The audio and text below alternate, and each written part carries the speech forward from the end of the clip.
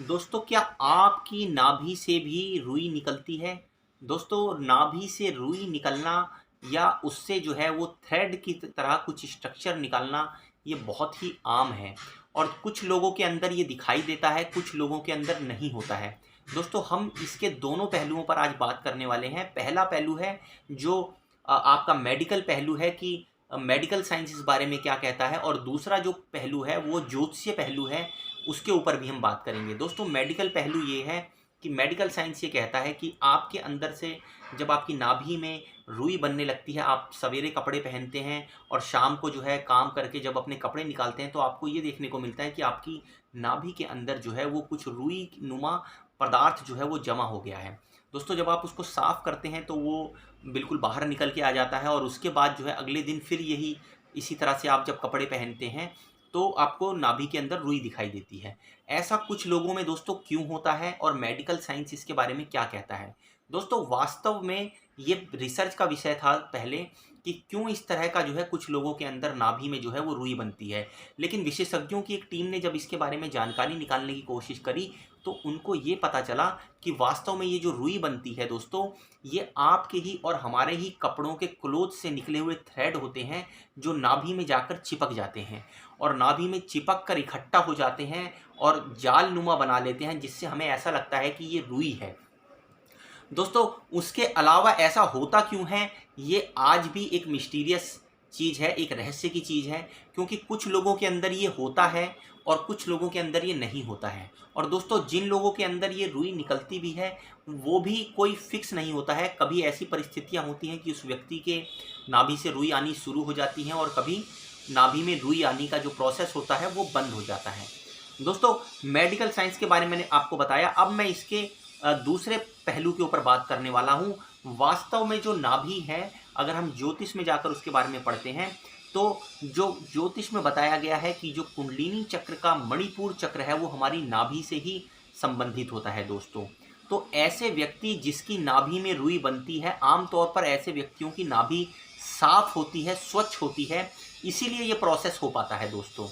उसके साथ साथ सबसे इम्पॉर्टेंट चीज़ ये है दोस्तों, जो मेरा अपना पर्सनल मानना है कि ऐसी प्रोसेस उन्हीं लोगों के साथ होती है जिनके लग्नेश उच्च या स्वराशि के होकर बैठे होते हैं या किन्हीं शुभ परिस्थितियों में बैठे होते हैं, क्योंकि नाभि को हमारे शरीर का केंद्र माना गया है दोस्तों।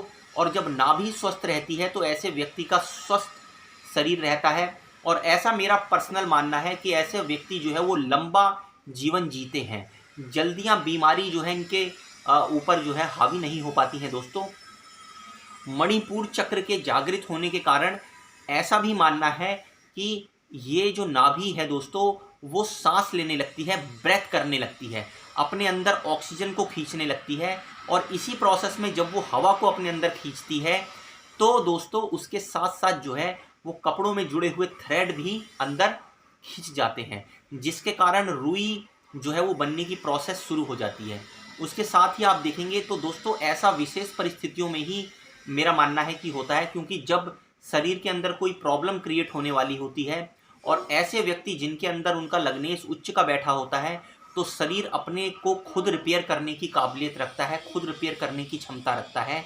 तो शरीर खुद को रिपेयर करने की प्रोसेस में ही उसकी नाभि एक्टिवेट हो जाती है और वो ब्रीदिंग करने लगती है। जब वो ब्रीथ करती है, सांस लेती है, तो इस प्रोसेस में उस व्यक्ति की नाभि में रुई जो है इकट्ठा होने लग जाती है दोस्तों। और जब शरीर अपने आप को कुछ हद तक रिपेयर कर लेता है, ठीक कर लेता है, तो ये रुई बनने की प्रोसेस दोस्तों स्लो हो जाती है या बंद हो जाती है थोड़े टाइम के लिए। तो ऐसा उन व्यक्तियों पर ही होता है जिन पर उनके लग्नेश या जो उनके लग्न के लॉर्ड हैं उनकी विशेष कृपा होती है और उनका शरीर स्वस्थ रहता है, दीर्घायु होते हैं, लंबे समय तक ऐसे लोग जीते हैं। तो दोस्तों, इस वीडियो में मैंने आपको नाभि से संबंधित जो मणिपुर चक्र है वो किस प्रकार से जिन लोगों का एक्टिवेट होता है, जिनमें लग्नेश उच्च के होते हैं, तो दोस्तों कुछ नॉर्मल उपाय करके आप अपनी नाभि को और भी अधिक स्वस्थ कर सकते हैं। लगातार उसकी जो है हल्के हाथ से केयरफुली सफाई कर सकते हैं ताकि वहाँ गंदगी और मैल जमा ना हो। उससे जो है आपकी नाभि जब स्वस्थ रहती है तो आपके शरीर को भी स्वस्थ करने में उसका इम्पॉर्टेंट रोल रहता है। उसके अलावा कई लोग जो है वो अलग अलग प्रकार के आयुर्वेद में उपचार बताए गए हैं, जिनमें आप अपनी नाभि पर तेल लगा सकते हैं, देसी घी लगा सकते हैं, चंदन को लगा सकते हैं, क्योंकि नाभि जो है वो शरीर का केंद्र है दोस्तों, जिससे शरीर स्वस्थ रहता है।